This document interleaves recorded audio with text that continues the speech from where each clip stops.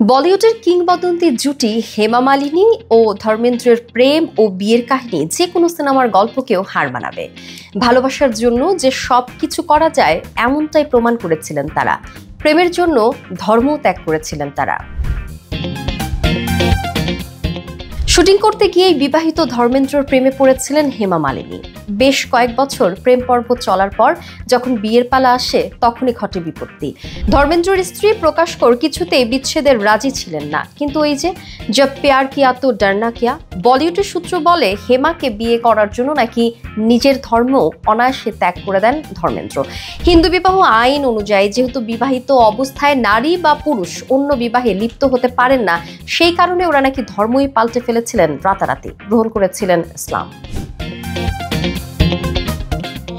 শরীয়ত আইন বলে ইসলাম ধর্মাবলম্বী পুরুষ একই সময়ে 4টি বিবাহ করতে পারেন। তাই হেমাকে বিয়ে করার ক্ষেত্রে প্রকাশ কর বিচ্ছেদ না দিলেও অসুবিধা হয়নি ধর্মেন্দ্রের। তবে ধর্মান্তরীকরণের কারণে দুটি নতুন নাম নিতে হয় তাদের। ধর্মেন্দ্রর নতুন নাম হয় দিলওয়ার খান, অন্যদিকে হেমার নতুন নাম হয় আয়েশা। যদিও এই দুটি নাম পরবর্তীতে আর ব্যবহার করেননি তারা, এমনকি ইসলাম ধর্ম পালন করতেও দেখা যায়নি তাদের। মুসলিম ধর্ম পরিবর্তিত হওয়া নিয়েও কোনোদিনও প্রকাশ্যে মুখ খুলতে দেখা যায়নি তাদের। বহুদিনের বিবাহিত জীবন তাদের। এই দীর্ঘ সময়টা সুখে দুঃখে একসঙ্গে কাটিয়ে দিয়েছেন তারা। তাদের 2 সন্তান রয়েছে। অন্যদিকে সৎ ছেলেদের সঙ্গেও সম্পর্ক মন্দ নয় হেমা মালিনীর।